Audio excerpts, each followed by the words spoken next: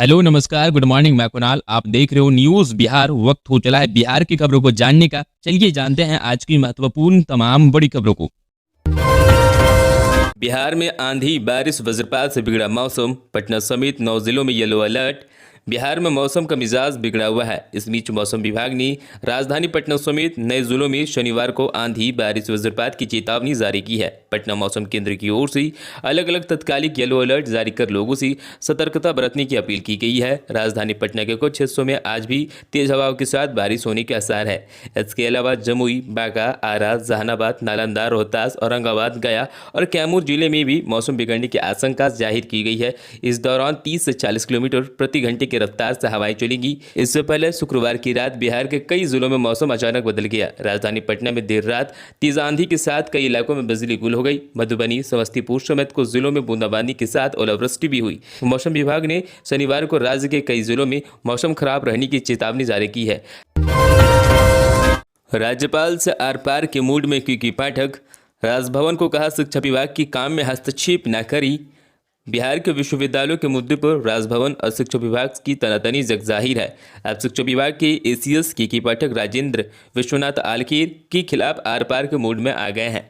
पाठक ने शुक्रवार को राजभवन को पत्र लिख दिया है। इसमें उन्होंने राज्यपाल द्वारा विभाग के कामों में हस्तक्षेप करने की आपत्ति दर्ज कराई। साथ ही कहा कि आगे से भी उनके मामलों में हस्तक्षेप न करें। इस पत्र के बाद राजभवन और शिक्षा विभाग के बीच टकराव और तेज हो गया है। इससे पहले राज्यपाल ने विभाग पर यूनिवर्सिटी के कार्यों में बाधा डालने का आरोप लगाए थे। केके पाठक ने शुक्रवार को यह पत्र राजभवन के प्रधान सचिव को लिखा। इससे पहले राज्यपाल राजेंद्र विश्वनाथ आलकीर की अध्यक्षता में विश्वविद्यालय के कुलपतियों की 9 अप्रैल को बैठक बुलाई गई थी। उसमें केके पाठक को भी आमंत्रित किया गया था, लेकिन वे इसमें शामिल नहीं हुए। बैठक में विभिन्न यूनिवर्सिटी के वीसी ने केके पाठक की शिकायत की। उन्होंने कहा कि शिक्षा विभाग द्वारा यूनिवर्सिटी के खातों पर रोक लगाने के शैक्षणिक सत्र बाधित हो रहे हैं। खबरों में आगे बढ़ने से पहले आपसे छोटा सा रिक्वेस्ट है, चैनल को सब्सक्राइब नहीं किए हैं तो चैनल को सब्सक्राइब करके बेल आइकन प्रेस कर दीजिए ताकि खबरों का अपडेट आपको सही समय पर मिलता रहे। चलिए बढ़ते हैं हम अपनी खबरों की तरफ।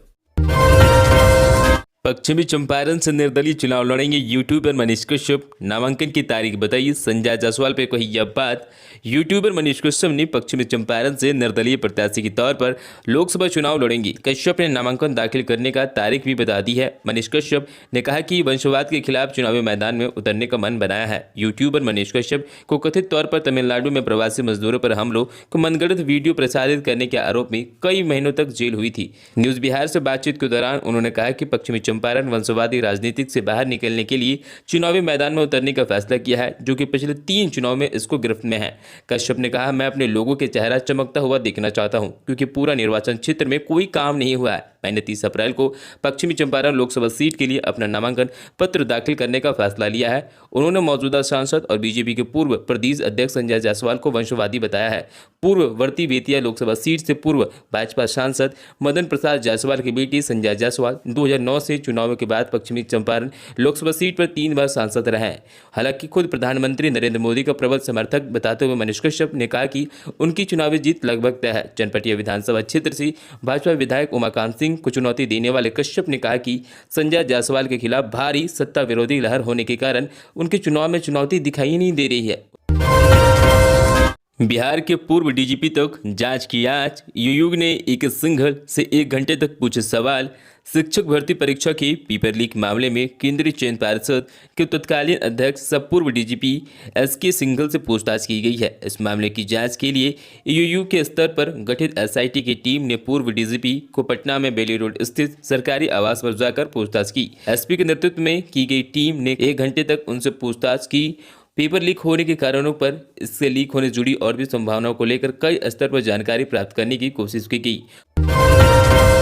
बोलोरो में कैश देख भौचक रहे बीडीओ, सीओ और एसएसओ। सर्विलांस टीम ने जब्त किए 10,50,000 रुपए।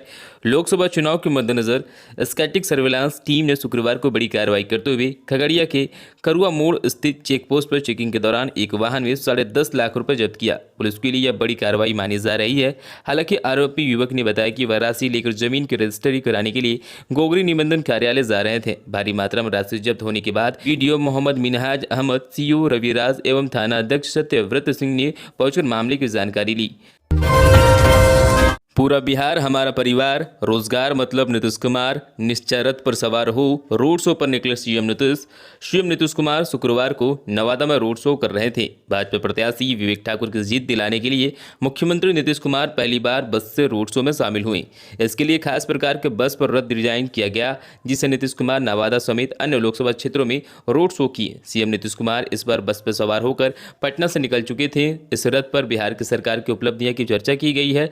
बस पर एक ओर लिखा हुआ है रोजगार मतलब नीतीश कुमार, तो दूसरी ओर लिखा हुआ है बिहार हमारा परिवार। रथ का नाम निश्चय रथ रखा गया है। लोकसभा चुनाव 2024 के पहले चरण में 19 अप्रैल को नवादा में चुनावी सभा में होने वाले के लिए रोड शो कर रहे हैं।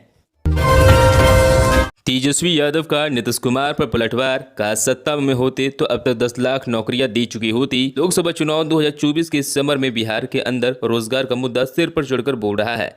सीएम नीतीश कुमार ने नेता प्रतिपक्ष तेजस्वी यादव के बीच जुबानी जंग जारी है। अब तेजस्वी ने सीएम नीतीश पर तंज कसते हुए कहा कि सत्ता से नहीं जाते तो अब तक वह 10 लाख नौकरियां दे चुके होते। उन्होंने कहा कि एनडीए की सरकार जितनी नौकरियां 17 साल में नहीं दे पाई, उससे ज्यादा उन्होंने 17 महीने में दे दी।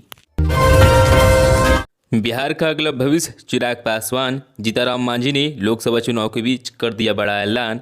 लोकसभा चुनाव 2024 के बीच बिहार के पूर्व सीएम जीतनराम मांझी ने लोजपा रामविलास के मुखिया चिराग पासवान को लेकर बड़ा ऐलान कर दिया। मांझी ने चिराग पासवान को बिहार का अगला भविष्य बताते हुए इशारों ही इशारों में सीएम पद का उम्मीदवार बता दिया। इस सूबे में सियासी पारा गर्म है। गया लोकसभा सीट से एनडीए प्रत्याशी हम सुप्रीमो जीतनराम मांझी ने चिराग पासवान ने शनिवार जनसभा की। इस रैली में मांझी ने चिराग पासवान की जमकर तारीफ की। लोजपा रामविलास के राष्ट्रीय अध्यक्ष चिराग पासवान ने गया जिले के अलग अलग क्षेत्रों में शुक्रवार को मांझी के समर्थन में चुनावी जनसभाओं को संबोधित किया।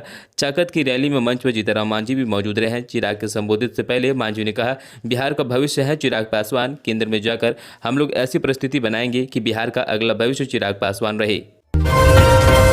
बैकफुट पर मीसा भारती, पीएम मोदी को जेल भिजवाने वाले बयान पर दी सफाई। कहा, मीडिया वाले ने प्रधानमंत्री नरेंद्र मोदी समेत केंद्र सरकार में शामिल भाजपा नेताओं को जेल भिजवाने वाले मीसा भारती का बयान पर सियासी बवाल मच गया है। इस बीच लालू यादव की बेटी और राज्यसभा सांसद मीसा भारती बैकफुट पर पड़ गई है। उन्होंने अपने बयान पर सफाई देते हुए कहा, मीडिया ने उनकी बातों को तोड़ मरोड़ कर पेश किया है। पाटलिपुत्र लोकसभा सीट से आरजेडी के उम्मीदवार राज्यसभा सांसद ने मीडिया वालों से बीजेपी की नैरेटिव चलाने का भी आरोप लगाया। उनके बयान पर भाजपा नेताओं की तीखी प्रतिक्रिया सामने आई।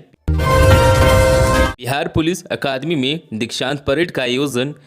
1903 दारोगा हुए पास आउट, 702 महिला कर्मी भी शामिल। लोकसभा चुनाव के पहले चरण का मतदान 19 अप्रैल को होना है। ऐसे में मतदान के एक सप्ताह पूर्व बिहार की सुरक्षा के क्षेत्र में एक बड़ी सौगात मिली है। बिहार राज्य के विभिन्न थानों में पदस्थापित होकर लोकसभा चुनाव के साथ साथ सुरक्षा व्यवस्था संभालने के काम में अब पीएसआई करेंगे।